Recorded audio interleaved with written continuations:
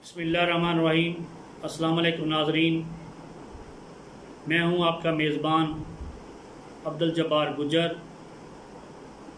आप देख रहे हैं मेरा यूट्यूब और फेसबुक चैनल MQ TV। आज माशाल्लाह पाकिस्तान को बने हुए 75 साल हो गए। इससे पहले अगर नज़र दौड़ाई जाए 14 अगस्त 1947 27 रमज़ानुल मुबारक को पाकिस्तान मार्ज़े वजूद में आया। आज़ादी का तसव्वुर कौमों की ज़िंदगी में बड़ी अहमियत रखता है। उस वक़्त मोहम्मद अली जिन्ना पाकिस्तान के पहले गवर्नर जनरल बने। लियाकत अली ख़ान वज़ीर आज़म और वज़ीर ख़ारजा और उनके साथ तकरीबन 6 और वज़रा शामिल थे। पाकिस्तान की कोई ये तारीख़ नई नहीं है, हज़ार साल पुरानी है। आप अगर नज़र दौड़ाएं तो यहाँ पर पाकिस्तान में आपको सिंध की तहज़ीब, मोहनजोदड़ो, हड़प्पा और रावलपिंडी में मुख्तलिफ़ आसार मिलते हैं। ये कोई नया ख़ित्ता नहीं है। तो बात करते हैं कि 1857 तक बरसगीर में मुसलमानों की हुकूमत रही किसी न किसी तरीके से। आलमगीर की वफ़ात के बाद उसका बेटा बहादुर शाह ज़फ़र, जिसे एक नालायक हुक्मरान कह सकते हैं, जो उस वक़्त का उसका एक जुमला था बड़ा मशहूर कि जैसे उन्होंने कहा गया कि अंग्रेज़ हमलावर हो रहे हैं जी, आप कुछ इकदाम उठाएं। उसने कह दिया फ़ारसी का लफ्ज़ कि दिल्ली दूरस्त, इनके दिल्ली अभी बहुत दूर है। उसने कोई ऐसे इकदाम नहीं उठाए।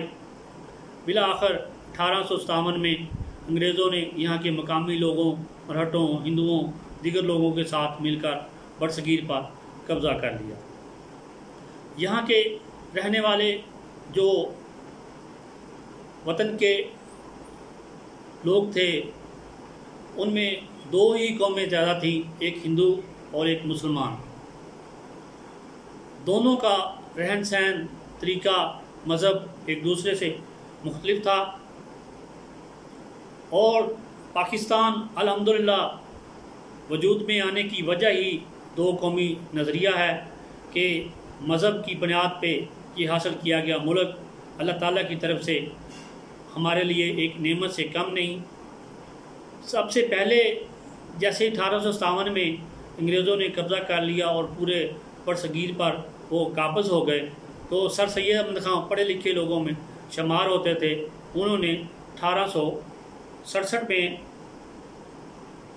साफ तौर पर कह दिया कि हिंदू और मुसलमान 2 अलग अलग कौमें हैं और एक दूसरे में जज़ब नहीं हो सकती। इसी तरह 1879 में मौलाना जमालुद्दीन अफ़गानी ने, 1890 में मौलाना अब्दुल अलीम शर ने और 1928 में मौलाना मुर्तज़ा अहमद मुकेश ने मुसलमानों के लिए अलग रियासत के क़याम की बात की। बात चलती निकली। 1906 मुस्लिम लीग का क़याम अमल में आया। कांग्रेस और मुस्लिम लीग पहले दोनों ने मिलके अंग्रेज़ों को यहाँ से निकालने की कोशिश की। फिर लहदा तौर पे हर बंदे ने कोशिश की।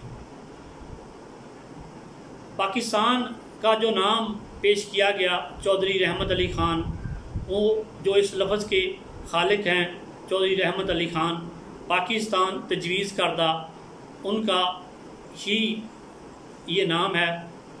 उसके बाद नेहरू रिपोर्ट आई। फिर उसके बाद 14 नकात क़ायदे आज़म ने पेश किए। खुतबा इलाहाबाद आया। खुतबा इलाहाबाद में शायर मशरक़ जनाब इल्लामा इकबाल साहब ने साफ़ तौर पर कह दिया कि मुसलमानों के लिए अलग रियासत का तसव्वुर मैं पेश करता हूँ, क्योंकि हमारा रहन सहन इनसे जुदागाना है। हम मुसलमान हैं, बेशक हमारा रंग व नस्ल एक दूसरे से मुख्तलिफ है, लेकिन मज़हब के एतबार से हम भाई हैं और हमें हमारा अलहदा मुल्क दिया जाए। यूँ एक तहरीक चलते चलते 1940 आन पहुँचा, जिसे आज मीनार पाकिस्तान कहा जाता है। उस वक़्त यहाँ पर 1940 में मौलवी फजल हक, जिसे शेर बंगाल कहते हैं, उसकी क़यादत में एक बहुत ही ज़बरदस्त यहाँ पर एक मुसलमानों का इज्तिमा हुआ। उसे 23 मार्च 1940 को करारदाद पाकिस्तान भी कहते हैं। यहाँ पर क़ायद आज़म ने और दीगर माहिदीन ने कह दिया कि हिंदू और मुसलमान दो अलहदा मज़ाहब हैं जो मुख्तलिफ़ अकायद पर कायम हैं और मुख्तलिफ़ नज़रियात की अक्कासी करते हैं। लिहाजा इन बातों को सोचकर अंग्रेज़ों ने ये फ़ैसला कर लिया कि अब बरसगीर हमारे हाथ से निकल चुका है, अब इसकी तकसीम का वाहिद हल है ये मुल्क यहाँ के बशिंदों को दे दिया जाए। और उस वक़्त के जो बरतानिया के वज़ीर आज़म थे, उसने अपनी कैबिनेट से मंजूरी ली। तकरीबन 10 मई 1947 को बरतानवी कैबिनेट का इजलास हुआ। उसमें वज़ीर आज़म जो बरतानिया के थे, उसने कहा कि अब हमारे पास कोई चारा नहीं कि हम इनको इकट्ठे रख सकें। 3 जून 1947 को ऐलान कर दिया गया कि पाकिस्तान को 2 हिस्सों में तकसीम कर दिया जाएगा। जहाँ पे मुसलमान हैं वो पाकिस्तान कहलाएगा और जहाँ पे हिंदू है वो हिंदुस्तान, भारत या इंडिया कहलाएगा। 3 जून को ऐलान करने के बाद 8 जुलाई 1947 को सर रेडक्लिफ को बरतानिया से भेजा गया।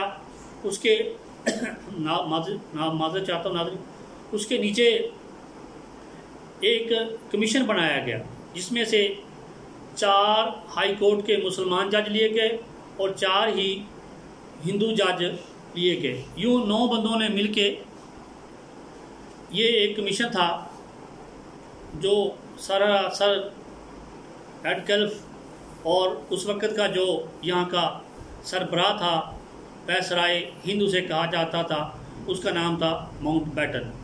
माउंटबेटन हिंदुओं और रेडक्लिफ के गठजोड़ की बिना पर पाकिस्तान के मुस्लिम अक्सरियत वाले अक्सर इलाके हिंदुओं को दे दिए गए।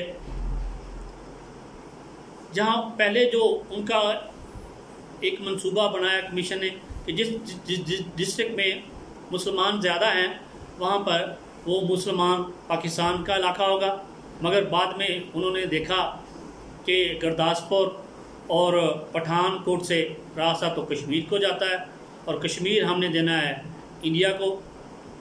ये मिली भगत थी तो उस वक़्त के हिंदू रहनुमाओं के साथ मिल के माउंटबेटन और रेडक्लिफ की। तो लिहाजा कोई 5 डिस्ट्रिक्ट मुसलमानों के, जिसमें गुरदासपुर, पठानकोट का रास्ता, इंडिया से तो एक रास्ता भी कश्मीर को नहीं जाता था।